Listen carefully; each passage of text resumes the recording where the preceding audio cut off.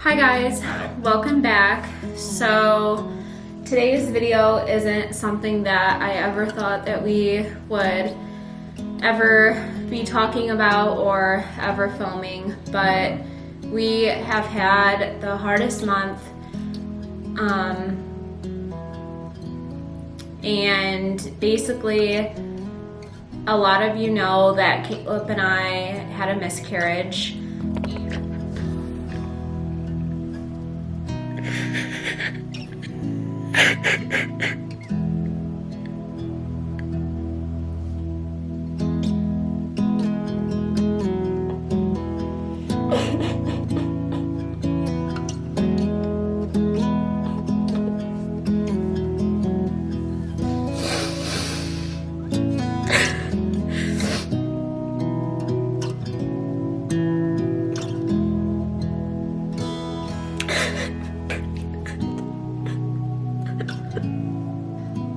I cannot believe that this test says that I am pregnant. So I am like shaking so much because I genuinely, from the bottom of my heart, was not expecting that to be positive. Oh my gosh, it says pregnant. Oh my gosh.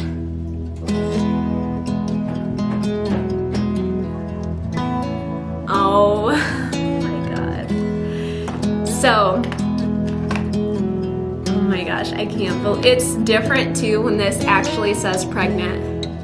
Oh my gosh, the other one does too, look. People say pregnant.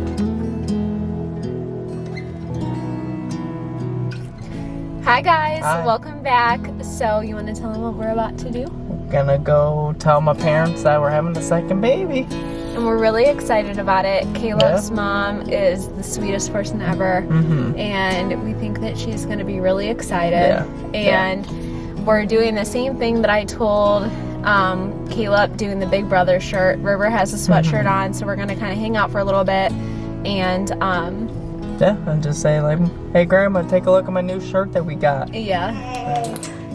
Hey, oh, you wanna show me your new shirt? What do you got? You wanna show me your new shirt? Here, I think you just stay with us and let them go to Florida. here, show grandma your new shirt. What do you got? Big Brother. Are you serious? Are you gonna be a big brother? How did you guys like sit here and not I read it and I'm like, oh my god, she's not. I was waiting for her to yell. Now, wait a minute. Well, I said Big Brother and I was just trying to be quiet to like, come on, I'm waiting for you to. I got it right away, but A big brother! yay! All right.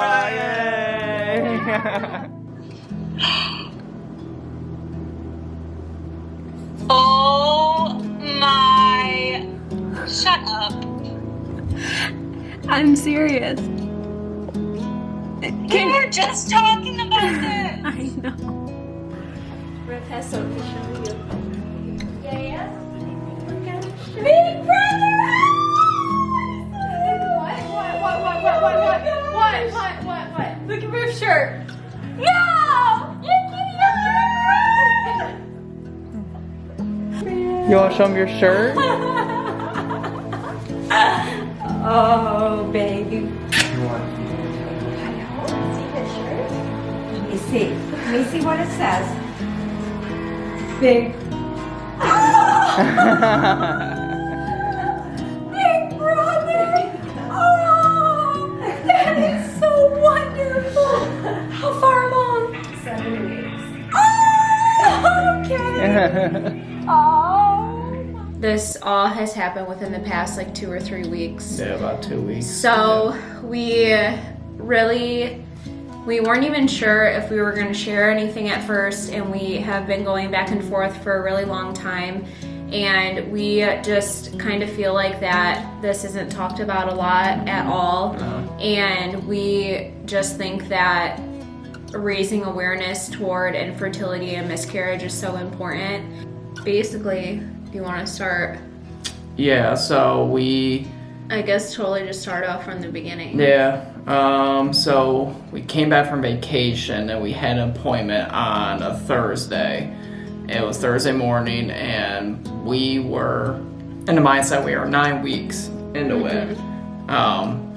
Went in there as our first ultrasound and Brenna just wasn't, some odd reason, just that day, Brenna was just being really uneasy about everything, just nothing. She said, something just doesn't feel right. You know, different from the first pregnancy. And I was like, well, probably because we haven't saw the baby yet. We went in there during the ultrasound and, you know, they're doing, you know, looking at the baby and they're like, well, the baby, the way it's measuring like you're a lot, you know, the baby was measuring that I was 5 weeks, and not 9 weeks. Yeah, because they couldn't obviously, find. that's a huge difference. Yeah, and they couldn't find the heartbeat, so that was a big thing. And they said that because you're so, you know, not as far along as you thought you were, it's normal not to find a heartbeat. And that just didn't settle right with both of us. We're like, well, is everything okay? And they're like, you know, your levels are supposed to be at and everything like that. You know, come back next week and we're gonna check at 6 weeks. Normally that's the time frame where you start seeing a heartbeat. We're like, okay, you know, that's perfectly fine. And our doctor pretty much was confident that we had our dates wrong, and he said, you know, go in for blood work at the hospital, go today and tomorrow to check your HCG levels to make sure that it was going up. And he just said, like, a lot of people get their dates wrong and the gestational sac and everything looks completely normal for a 5-week pregnancy. Yeah, and the one concern we had going in there is that Brenna was kind of spotting a little bit. I had started probably, so our appointment was on a Thursday, and on Tuesday, I had like a little bit of light pink spotting. And I had called the doctor's office and talked with a nurse, and she was like, you know, it happens a lot with pregnancies, and I just knew that something was wrong because I never experienced that with River. So I still had that going on Thursday, and we had mentioned that to the doctor too. And what you were saying, that the doctor said, you know it's normal. It's normal. Like, we have instances where, like, girls, you know, spot or bleed during the whole pregnancy, and we're like, well, okay, like, it just kind of freaked us out a little bit. So we left that appointment, we went across, our doctor's is actually across the street from the hospital, which actually is convenient. So we shot over across the street, Brenna got her blood work done, and they basically want to measure, I guess, through blood work, you can measure the bond between the baby and the mom based off of levels, which I didn't know that neither. And they said we're going to keep an eye on it. And at their appointment, we just both were just, you know, still questioning everything. I mean, obviously we were upset because when we went for our first appointment with River, you guys can actually go back and watch that video. Yeah. But River, I mean, you could see a baby. Yeah. River was moving. We could hear the heartbeat right away. I mean, this was a completely different experience. Yeah. So when we just left, I was already crying. I was calling our family, and I just was so, I mean, obviously, who wouldn't be upset about that? Yeah. So fast forward to about 5 o'clock, our doctor called us, and he said, hey, I got your results back today from your blood work, and everything looks completely normal, like is in the normal range for a 5-week pregnancy. So again, I mean, I felt as good as I could feel. I was like, but my spotting had picked up a little bit. Yeah. And at this point, it was more of like getting to like a red color. Before it was just light pink.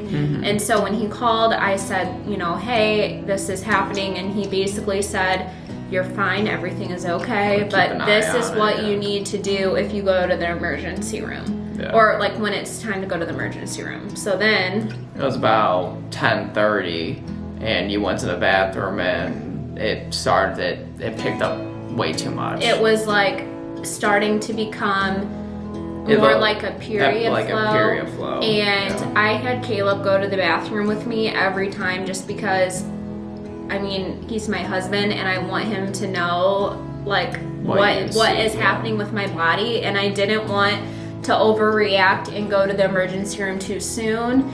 And, you know, I really just wanted Caleb to go, like, be there and, like, help me make these decisions. So I went to the bathroom at about 10:30, and Caleb was just like, we have to go. We have to go, It's yeah. like, something is just not right. It just kept picking up, and I was like, that's just not right. Something's going on. And I started to have mild cramping, just like period cramps.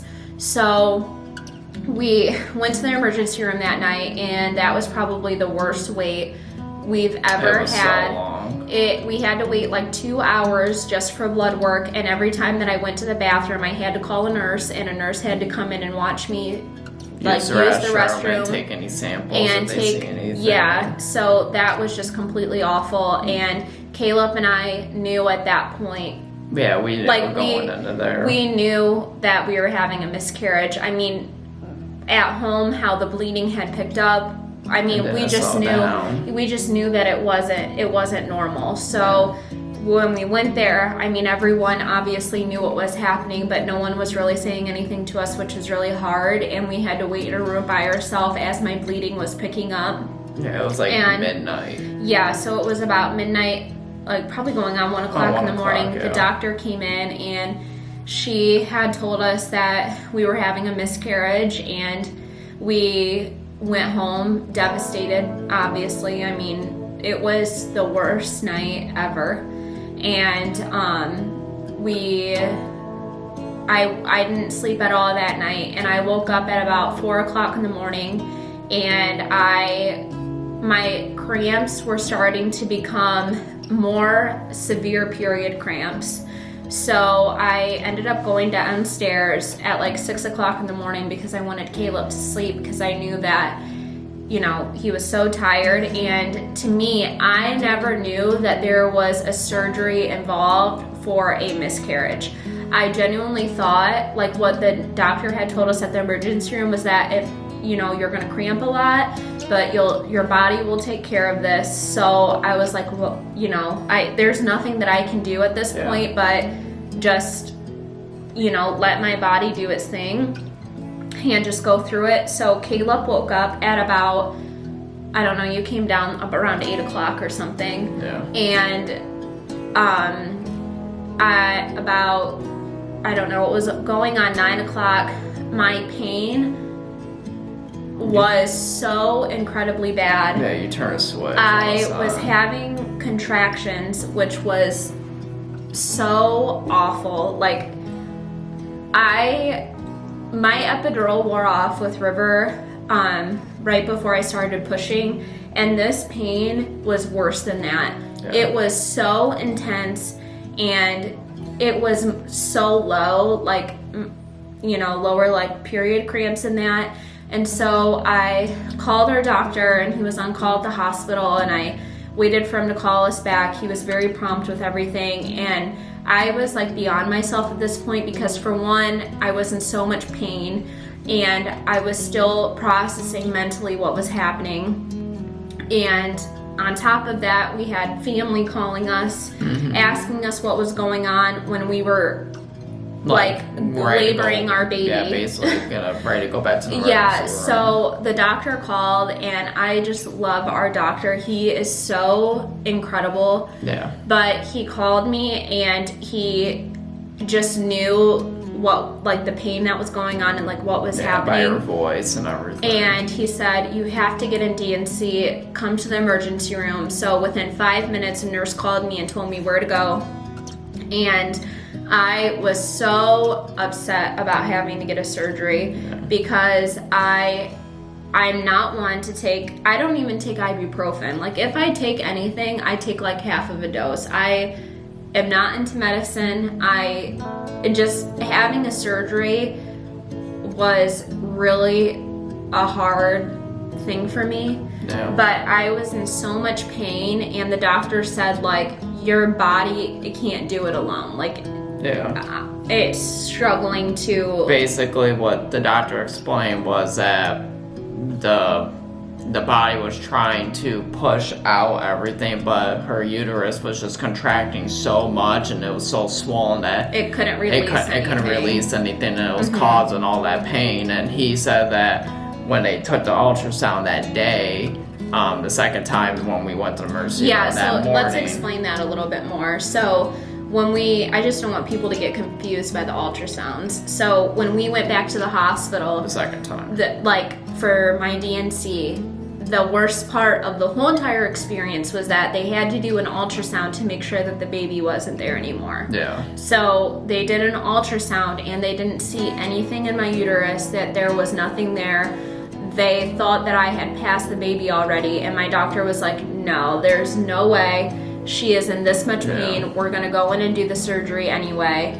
And now we know. We just had a follow-up appointment yesterday, and our doctor had told us that I didn't pass the baby, that everything was still in my uterus. I had a ton of clots, just a ton of debris left in there. Yeah. And so that was what was causing so much of yeah, pain. he knew, he's like, I had to go in there, and he's like, after I went there, he's like, yeah, she's gonna feel so much better after this. Yeah, so basically, we had the DNC, and it was just an awful experience. I mean, Caleb's mom met us at the hospital, and I mean, it was just awful because you just know that you're going into a surgery to take your baby out. I don't know, it's just so awful, and I've cried enough.